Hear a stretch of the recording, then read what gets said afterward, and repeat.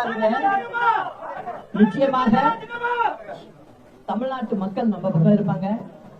இப்ப அவங்க சொல்லலாம், பல கூட்டணியை வச்சுக்கிட்டு நின்று எல்லாம் பேசலாம். இப்ப கூட பாத்தீங்கன்னா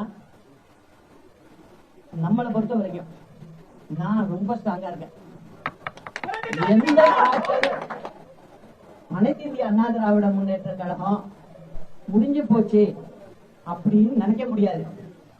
ஏன்னா என்னோட என்ட்ரி ஆரம்பிச்சிருக்கு.